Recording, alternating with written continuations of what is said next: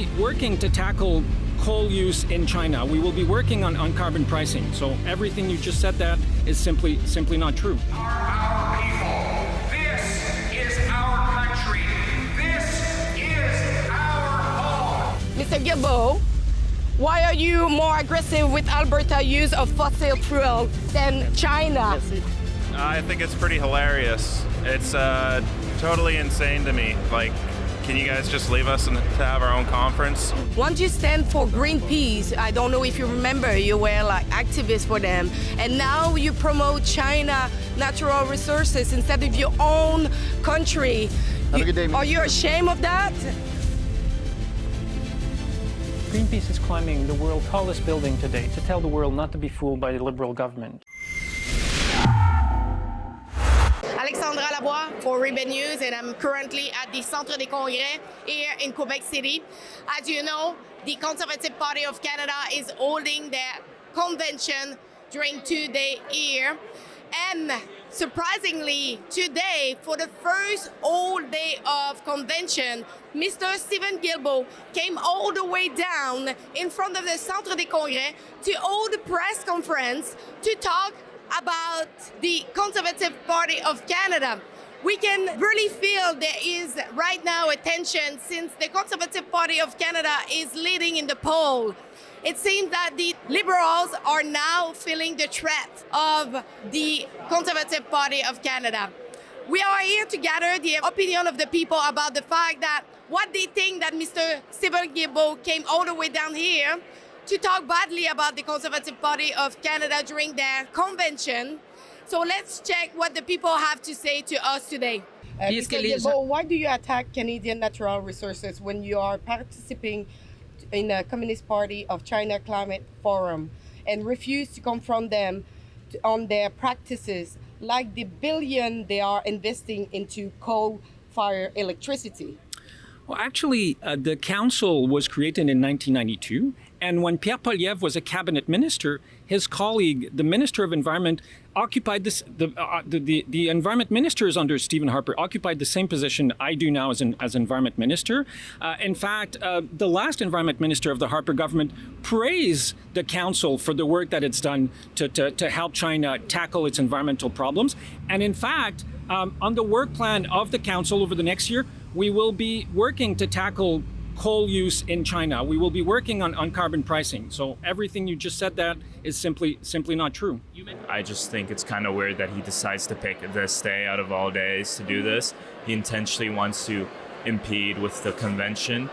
But I did hear of some things happening. I saw one of my friends send a photo, and really all it does is cause more traffic, which causes more emissions and everything. It doesn't help. He's making it worse, and I don't understand how he doesn't notice that.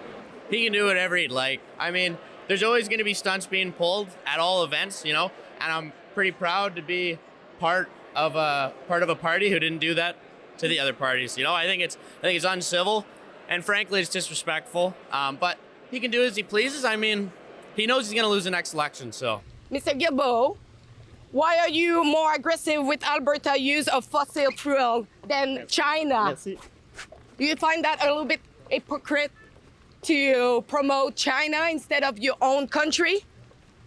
I thought it was interesting. I thought that person was actually part of the Conservative Party when the scrum was outside.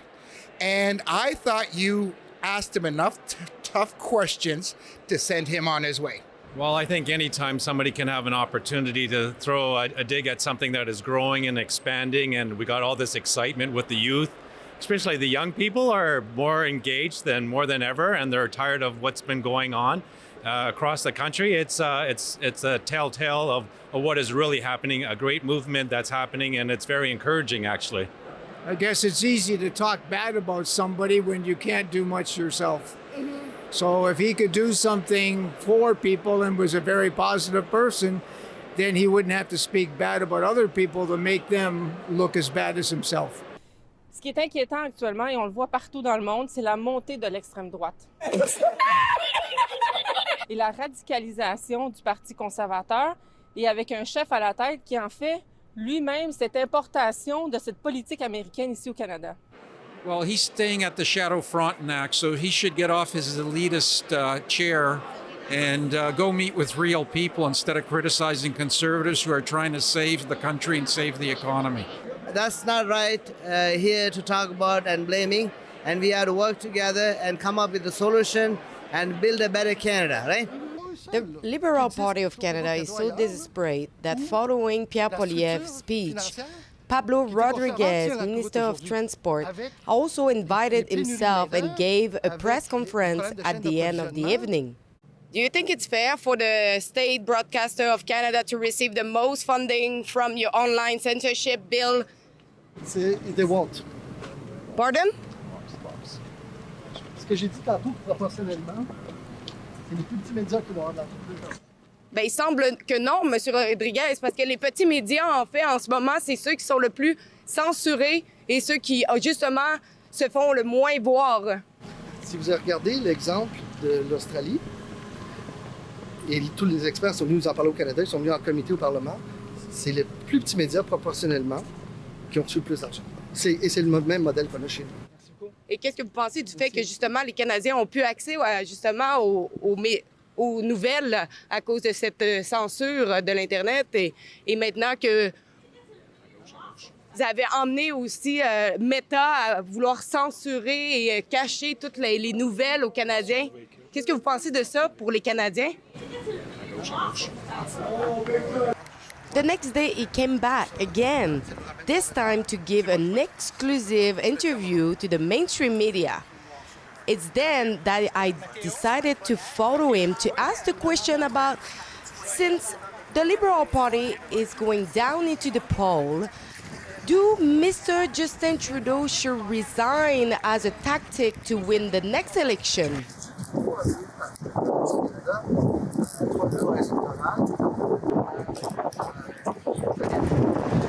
J'aime profondément le Québec, j'aime profondément le Canada, et c'est, à mon avis, quelqu'un qui est capable de se renouveler aussi et mener les troupes à une autre victoire également.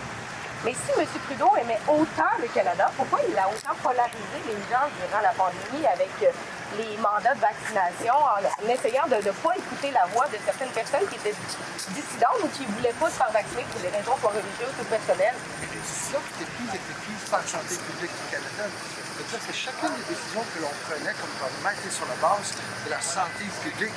Il n'y avait pas de choix idéologique. C'était pour protéger les Canadiens. Il fallait le faire. Et je dirais que tous les pays du G7 l'ont fait également aussi. We want to continue to fight back and to bring you the other side of the story and to make accountable people in the government who deserve it. Please go over rebelfieldreports.com right now and chip in if you want more like this.